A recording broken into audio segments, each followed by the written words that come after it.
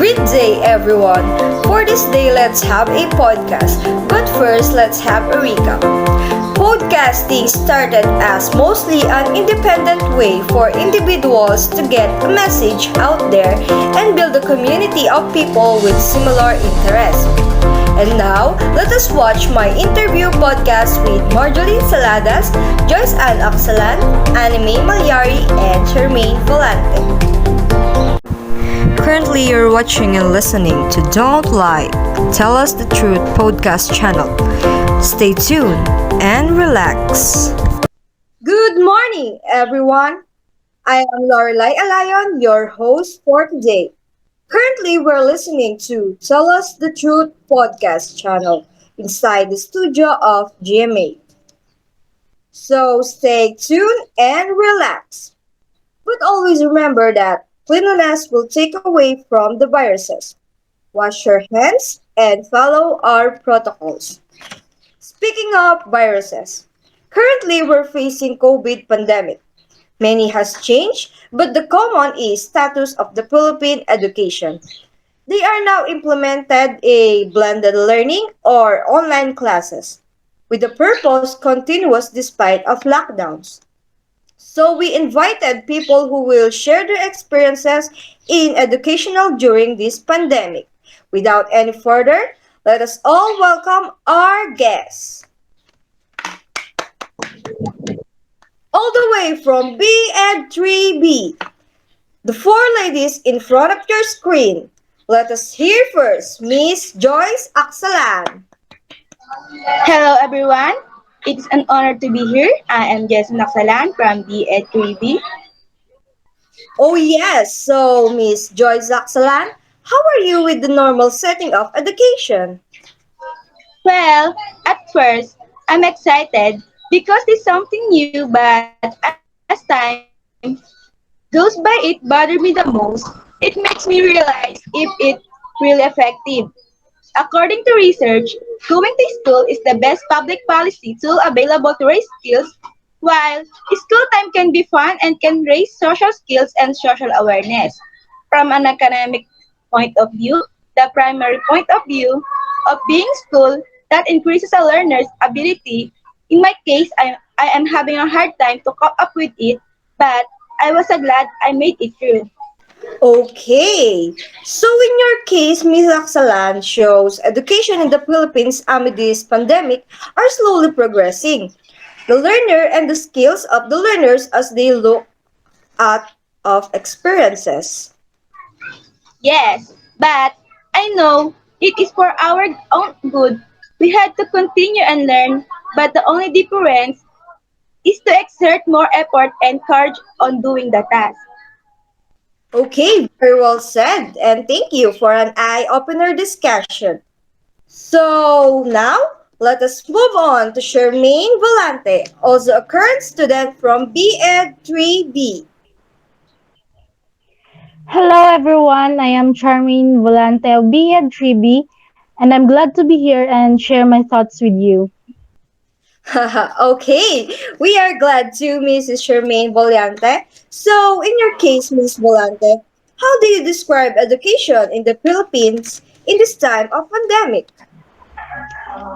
Well, I have been experiencing it since I was in my second year. It is not easy just like the others. We are not prepared, but we have to continue our studying. In my case, blended learning takes more time and effort. It became hard for me to manage my time. So submission of tasks on time put pressure on me. It is inevitable for our teachers to give us activities, projects, and performances. It is understandable that they need it for them to have basis in giving grades. I really understand your point, Miss Volante. Time management is important in all aspects. Studying while facing a lot of responsibility at home is tough. Exactly. That's why I think Philippine education today made us realize the importance of time management. Before, in face-to-face setting after school hours, we have less works. But today, even weekends, we have pending activities. Thank you, Miss Volante. Time really matters. For our third guest, let us all welcome Miss Anime Molyari, a current college student. Hello, Miss Anime. Hello everyone. I am Anime Malyari from BE Ed 3B, and thank you for inviting me here. Okay, Miss Anime, just like the others guests, I would like to ask you a question. How do you find difficult to study in this time of pandemic? Well, sort of, because it is something new. Usually, we do schooling and do activities with our classmates, and it also improves our communication skills and confidence. While today we do things on our own. For me, less interaction, less communication skills will be acquired. Yes, that is also what I think, Miss Anime. So, what do you think is the impact of the Philippine education? I think Philippine education today are lacking to improve learners' capacity to engage in social interaction. Even there are virtual classes, face-to-face interaction is always different. Okay, thank you for your great thoughts and experiences, Miss Malyari. It will be a great help. And for the last but not the least, let us meet and welcome our gorgeous guest, Miss Marjoline Saladas. Hello guys, I am happy to be here. I am Marjolin Saladas from BEd 3B. Okay, so do you experience the same as they did? Actually, yes, but for me, Philippine education today is really a flexible one. You can attend class while doing another thing. Thus, learners today have less focus on listening. While attending classes, some do watching, gaming, and such. It means less focus, less learnings. Okay, so it means the effectivity of education today is not an ideal to enhance and improve the capacity of learners to cope with the discussion. Yes, exactly. Also, online classes have hindrances such as internet connection and gadgets.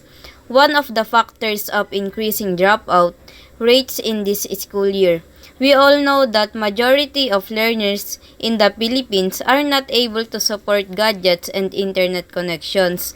Thus, they give up studying. Yes, as a developing country, we cannot expect all learners can cope up with this type of learnings.